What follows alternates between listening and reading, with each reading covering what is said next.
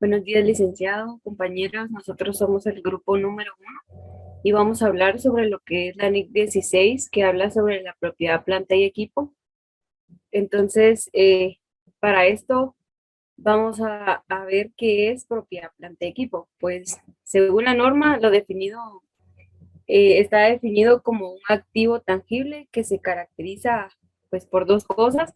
Primero, que es mantenido por la entidad para su uso en la producción o el suministro de bienes y servicios, para arrendarlo a terceros o para propósitos administrativos. Y la segunda característica es que se espera utilizar durante más de un periodo. Entonces, de acuerdo a esto, pues vamos a recordar un poquito lo que es un activo. Entonces, de acuerdo a un marco conceptual, nos indica que el activo es un recurso controlado por la entidad como resultado de sucesos pasados del cual se espera pues obtener en el futuro beneficios económicos. Entonces, como toda norma, pues esta norma tiene un objetivo y el objetivo es prescribir el tratamiento contable de propiedades, planta y equipo, de información acerca de la inversión que la entidad tiene en sus propiedades, planta y equipo, así como los cambios que se hayan producido en dicha inversión. Entonces, como mencionamos que esto quiere decir que esta norma determina el orden con el que se van a realizar el tratamiento contable de los elementos que se encuentren dentro de propiedad, planta y equipo. Siguiente, por favor.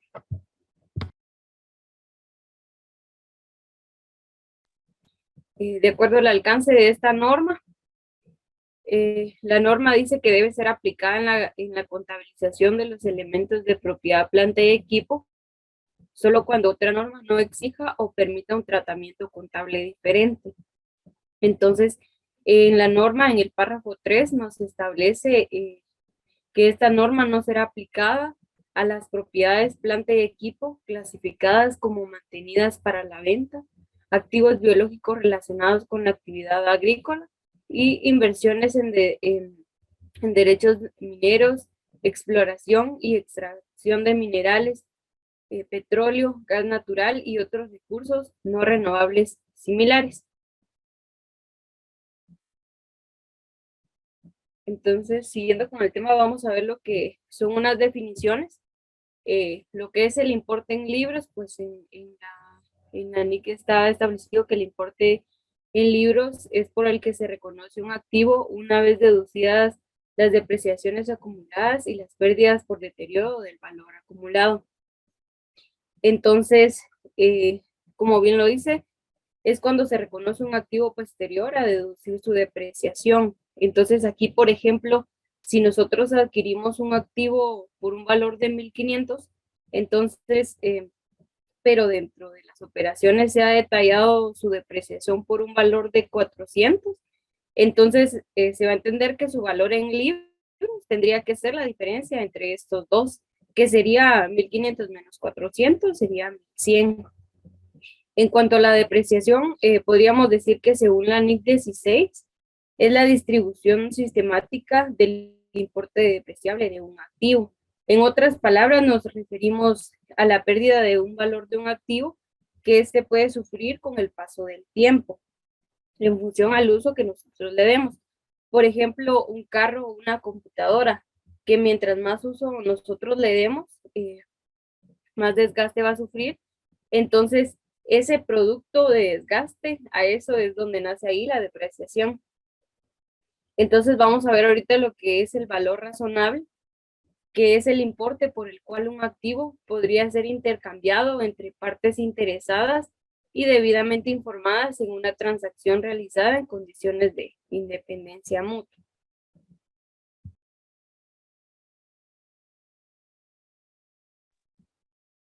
Siguiendo, vamos a ver lo que es el reconocimiento. Entonces sabemos que un reconocimiento pues es un proceso donde se tiene a incorporar cuentas de diferentes elementos dentro de una partida. En cuanto al reconocimiento de propiedad, planta y equipo, según el párrafo 7 nos detalla dos maneras en las que se puede dar el reconocimiento. La primera dice que es cuando es probable que se puedan obtener beneficios futuros, es decir, si el elemento en cuestión nos produce beneficios futuros dentro de los movimientos económicos de la entidad, que sea aplicable para la 16. Y en lo segundo es cuando el valor es medido con fiabilidad. Entonces, si nosotros aplicamos diferentes tipos de medición para un activo o para un bien, su valor siempre nos tiene que dar lo mismo. Mediante este hecho se considera la medición por fiabilidad. Entonces, vamos a ver también lo que es el reconocimiento. Voy a regresar al anterior. Vamos a ver los costos iniciales y los costos posteriores.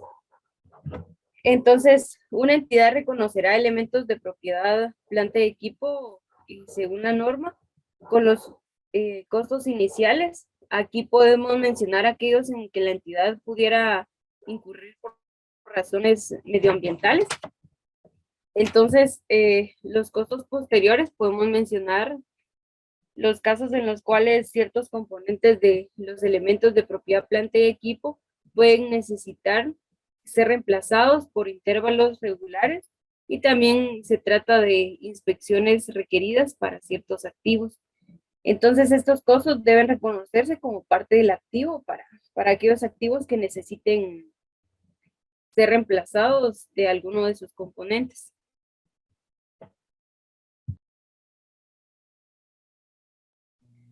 Buenos días, licenciado, compañeros. Mi nombre es Carmen Paz y yo les voy a hablar acerca de la medición en el momento del reconocimiento. Tenemos que un elemento de propiedad, planta y equipo que cumpla las condiciones para ser reconocido como activo se va a medir por su costo. Tenemos los componentes del costo que comprenden si su precio de adquisición acaban incluidos los aranceles de importación, los impuestos indirectos no recuperables que recaigan sobre la adquisición. Esto va a ser después de deducir cualquier descuento o rebaja en el precio. También tenemos todos los costos que sean directamente atribuibles a la ubicación del activo. Esto va a ser en el lugar y en las condiciones necesarias para que pueda operar de la forma prevista por la gerencia. Entre ejemplos de estos costos atribuibles directamente tenemos los costos de beneficios a los empleados, también los costos de instalación y montaje, los honorarios profesionales, entre otros. También tenemos que la estimación inicial de los costos de desmantelamiento y retiro del elemento. Acá la obligación en que incurre una entidad cuando adquiere el elemento o como consecuencia de haber utilizado dicho elemento durante un determinado periodo con propósitos distintos al de producción de inventarios durante tal periodo. También tenemos que el reconocimiento de los costos en el importe en libros de un elemento de propiedad, planta y equipo terminará cuando el elemento se encuentre en el lugar y condiciones necesarias para operar de la forma prevista por la gerencia. También, siguiendo con el tema, tenemos la medición del costo. El costo de un elemento de propiedad, planta y equipo será el precio equivalente en efectivo en la fecha del reconocimiento. También tenemos que algunos elementos de propiedad, planta y equipo pueden haber sido adquiridos a cambio de uno o varios activos no monetarios o de una combinación de activo monetario y no monetario.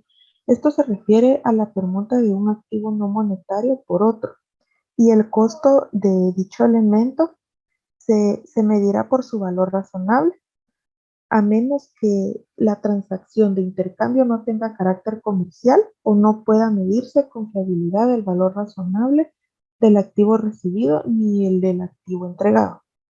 También tenemos que una entidad determinará si una transacción de intercambio tiene carácter comercial mediante la consideración de la medida en que se espera que cambien sus flujos de efectivo futuros como resultado de la transacción.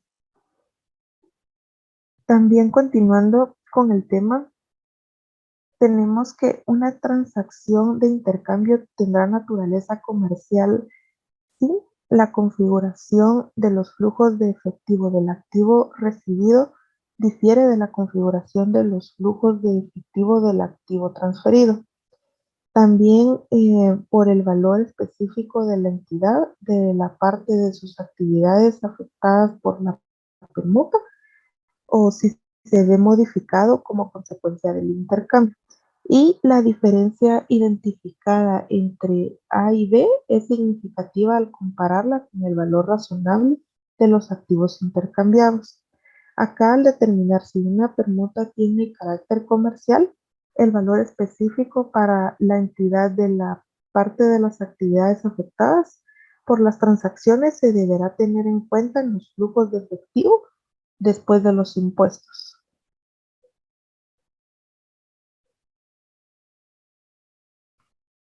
Buenos días, licenciado. Buenos días, compañeros. Mi nombre es Juan Carlos Vázquez.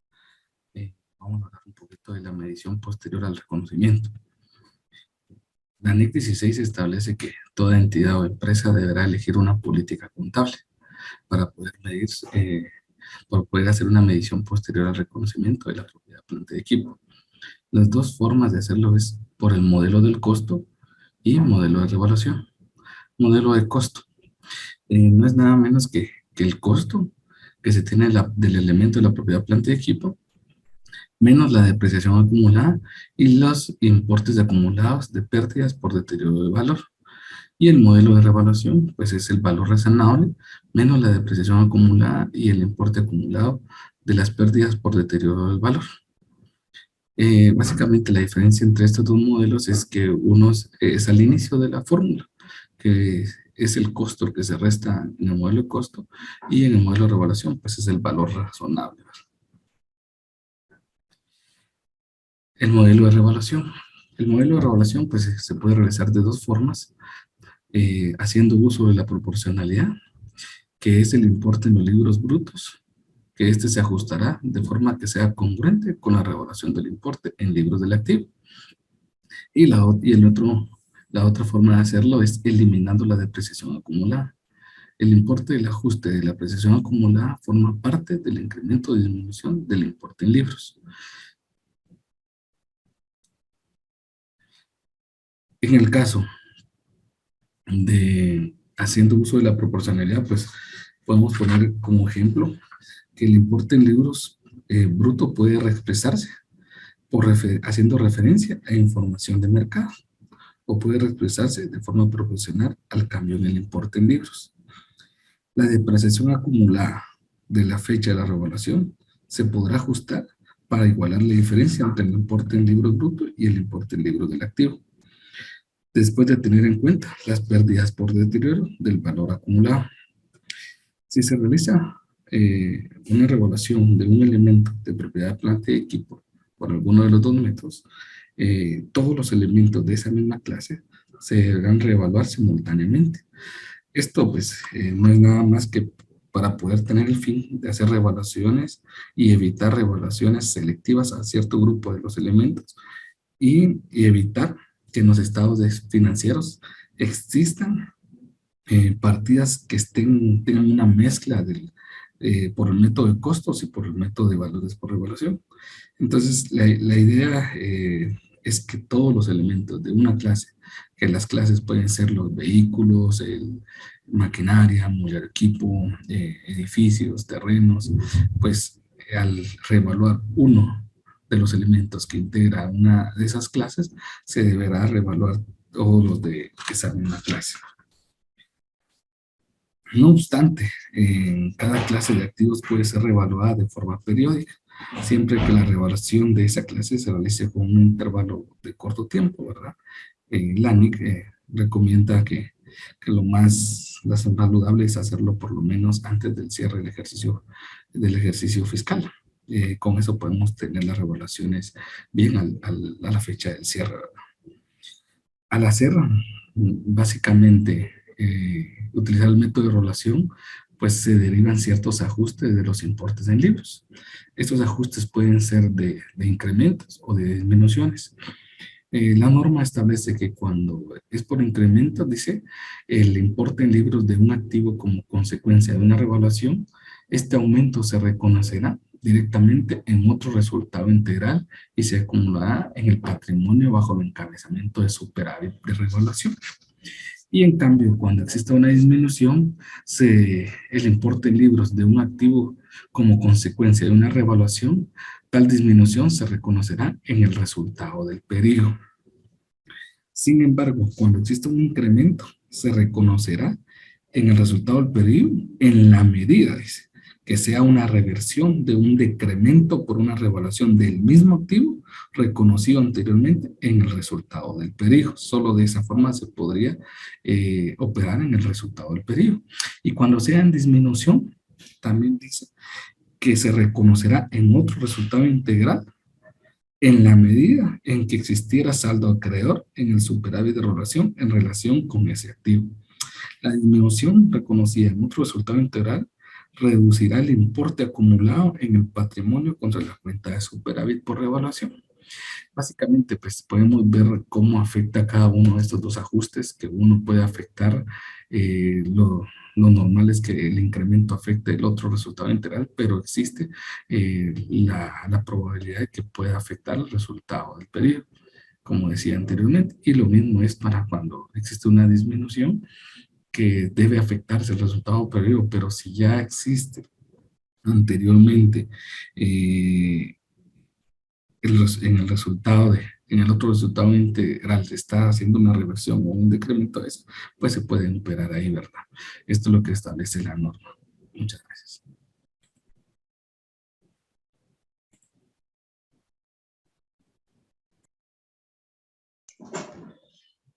Bien, ahora continuando, pues tenemos lo que es la depreciación y pues ya vimos que la depreciación, pues dice que es una distribución sistematizada, pero también la NIC lo que nos dice es que, por ejemplo, si tenemos un elemento de la propiedad planta y equipo que conforma el equipo, también se tiene que depreciar de forma separada, dice, es siempre y cuando forme parte del costo total del equipo. Y continuando, pues también nos habla acerca sobre el importe depreciable y el periodo de depreciación. Primero tenemos que ver cuál es el importe depreciable. Y el importe depreciable dice que es el costo original de la propiedad planta y equipo menos su valor residual. Al valor que me dé eso, yo puedo aplicar ya la depreciación. Y ahora lo que tenemos es el periodo de depreciación. Y el periodo de depreciación no es más que su vida útil. La vida útil de la propiedad planta y equipo va a ser el periodo de depreciación. Continuando, pues la pregunta que todos nos hacemos, ¿cuándo empiezo yo a depreciar mi propiedad, planta y equipo? Y pues la voy a empezar a depreciar cuando ya esté listo para ser utilizado. En ese momento yo voy a empezar a hacer la depreciación. Y también la pregunta que nos podemos hacer, ¿cuándo dejo de hacer la depreciación? ¿Cuándo dejo de aplicarla? Pues cuando se llegue a la fecha de su vida útil o cuando disponga de vender del activo y también cuando se produzca una baja en cuentas o pierda su valor la propiedad, planta y equipo. También continuando, pues otro de los temas que tiene la NIC, pues es los métodos de depreciación. Y los métodos de depreciación nos presenta tres métodos. Y el primero es el método lineal, el segundo es el método de depreciación decrecientes y el tercero, método de las unidades de producción. En el método lineal, pues es el más común y el más utilizado. La característica que tiene este método es que el cargo constante será a lo largo de la vida útil del activo. Lo que nos da de referencia es que yo voy a aplicar el mismo porcentaje durante la vida útil del activo. Para mí, no veo cuánto me puede producir ni nada, sino que lo que voy viendo es que cada año vale lo mismo. Para mí va a ser depreciado por la misma cantidad. En el método de depreciación de decrecientes, yo tomo de base que mi activo entre más nuevo es o entre más reciente es, para mí es más útil. Entonces, al principio va a tener una depreciación más alta, pero conforme a su vida útil, va a ir teniendo una vida útil, va a ir teniendo una depreciación menor.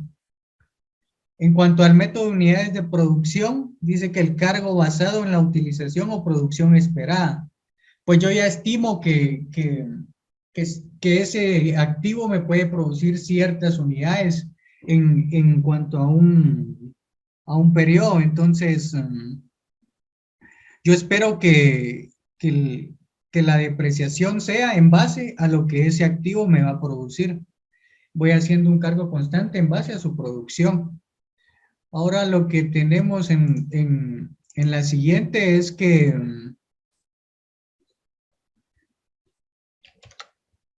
nos habla acerca del deterioro y su compensación.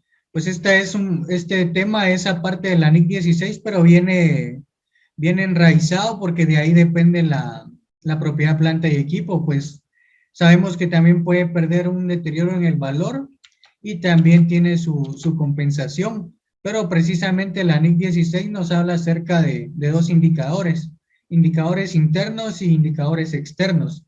En los internos, pues lo que podemos tomar en cuenta es la obsolescencia o el deterioro del activo. También la pérdida del valor en el mercado. Eso en cuanto a los internos.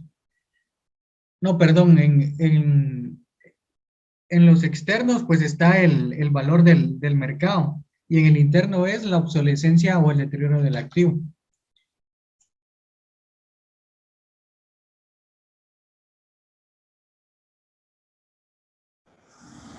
Buen día, licenciado, compañeros. Mi nombre es Ivania Menéndez. Continuando con el tema, también incluimos lo que es baja en cuentas. Entonces, acá dice que se puede dar de baja una cuenta por su disposición o cuando no se espera obtener beneficios económicos futuros por su disposición. Esos son el importe en libros de un elemento de propiedad, planta y equipo que se puede dar de baja.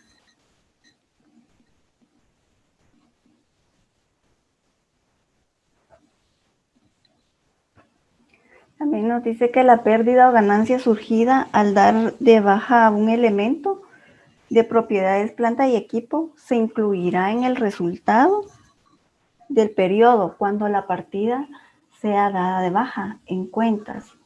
Las ganancias no se clasificaron como ingresos de activos ordinarios.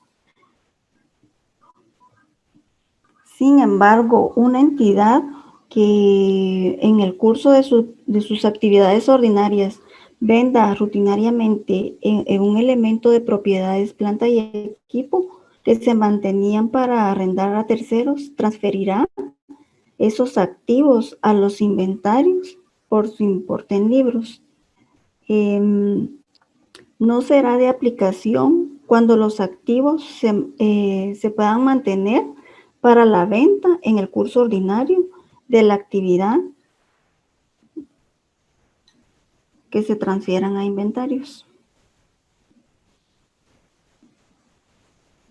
También una pérdida o ganancia derivada de la baja en cuentas de un elemento de propiedad, planta y equipo se dará como la diferencia entre el importe neto que en su caso se obtenga por la disposición y el importe en libros de un elemento.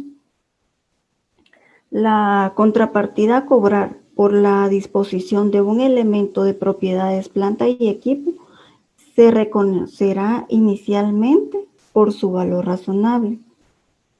La diferencia entre el importe nominal de la contrapartida y el precio equivalente del contado se reconocerá como un ingreso por interés de acuerdo a las formas que se refleje el rendimiento efectivo derivado de una cuenta por cobrar.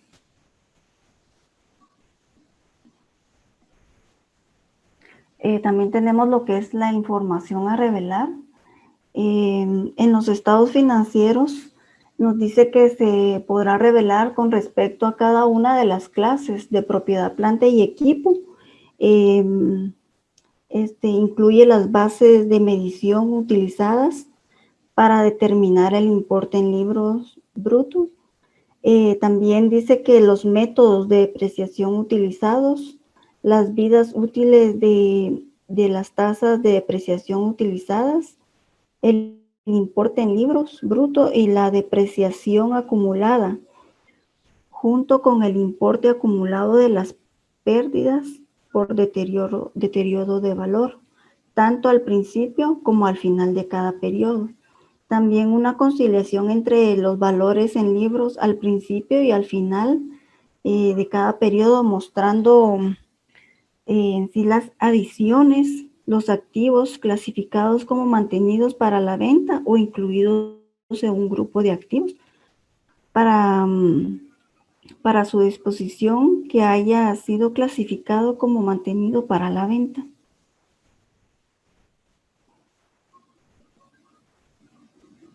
También